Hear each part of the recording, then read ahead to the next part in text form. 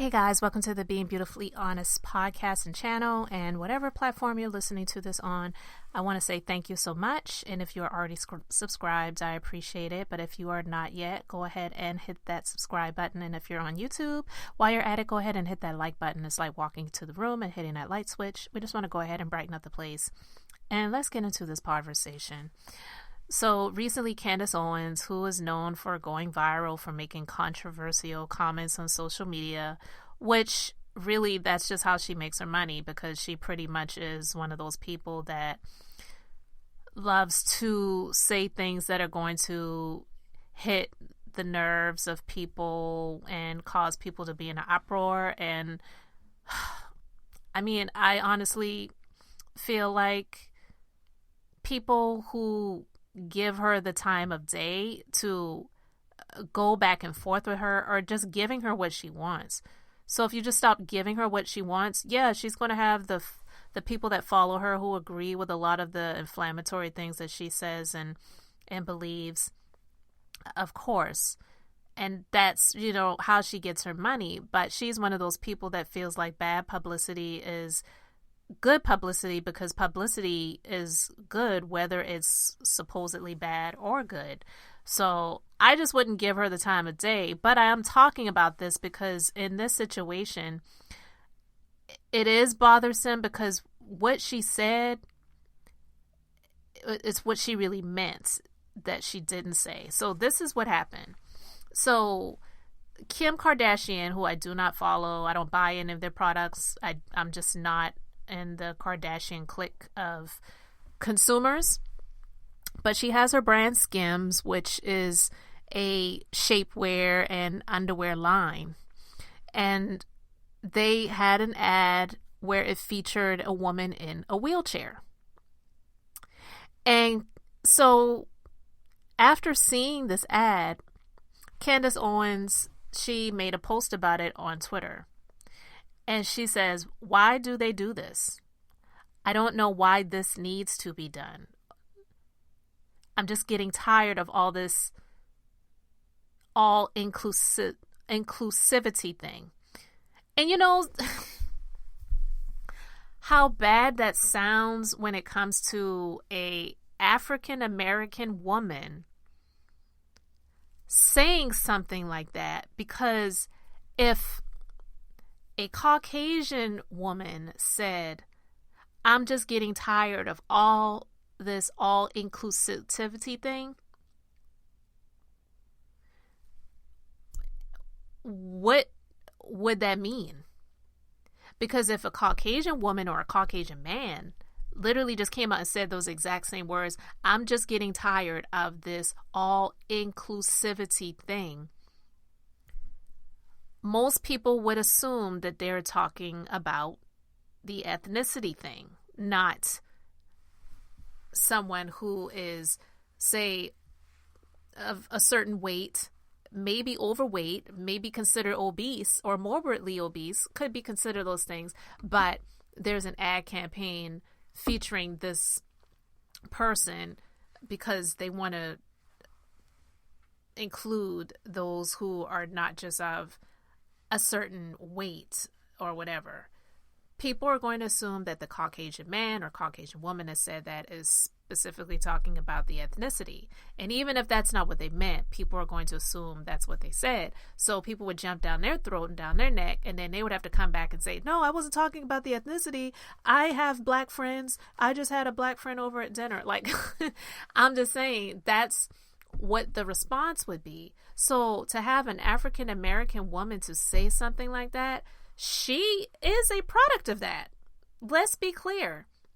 She is a product of that, because she is on this, I guess it's a social media network. I don't know if it's on television, where it's pretty much conservatives and extreme right-wing focus points. And that's all she does. But she is a benefactor of the all inclusivity thing that she says that she is tired of. But the thing about it is, and this is why I wanted to talk about this, is because, one, she's not backtracking. She's not apologizing for it, which she usually does not. She usually doesn't unless it's something that she did or said that offended someone on the side of the political aisle that she leans to. But she tries to be extremely careful not to do that anyway, so that doesn't happen very often either. But she said that she's receiving threats from people in wheelchairs who, quote, want to whip my ass.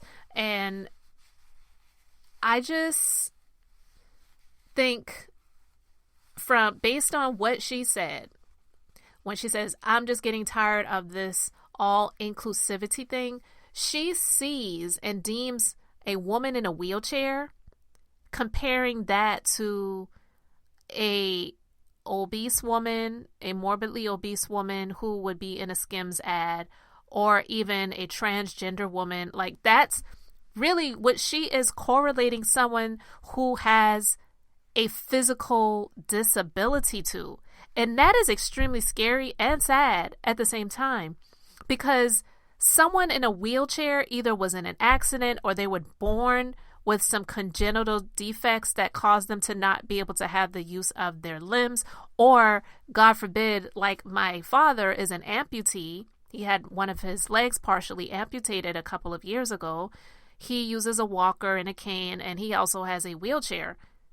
He's still a human being. And people who are in wheelchairs that are women, I don't think they've ever seen any advertising with a woman in a wheelchair wearing underwear, because they wear underwear. They're human beings, and they are not considered other when it comes to something that you would used to be seeing in ads. Because, yeah, I know we are not used to seeing women in underwear or in lingerie ads that are in wheelchairs or on canes, using canes or using walkers, or, you know, things like that in order to get around. We usually see the models that are a size 2 or under, and they're of a certain height and they look a certain way. I get it. Those have definitely been the norms, but they have been switching things up over the years a bit, and I'm happy about that. But you've never seen a woman in a wheelchair. I haven't, in an underwear ad, and I'm quite sure that that made a lot of people who are dealing with that, you know, physical disability where they are bound to or have to use wheelchairs to get along sometimes or all the time, to see someone looking like them in an apparatus that they use to get around, that's like, oh my God, this is refreshing to see, because I never see this. I'm being seen. But what Candace Owens looks at and sees when she sees a woman in a wheelchair in a Skims ad is a woman who is either morbidly obese or a transgender woman. Because you know that there have been a number of different ad campaigns for different companies that have made it all about being for everyone and including everyone and, you know, things like that. But a woman in a wheelchair is not the same thing as someone who would normally be considered different because they are a transgender woman, or normally not seeing a model who is not just plus size, but are, you know, definitely a whole lot larger, and seeing them in underwear ads. She views a woman in a wheelchair as something that really is a negative, because we already know that she views transgender women as negative. We know that she views morbidly obese people who are in beauty ad campaigns and underwear ads and things like that as not your typical model. And so she sees that as something that is a huge turnoff and disgusting as well. And she's basically saying the same thing about a person in a wheelchair.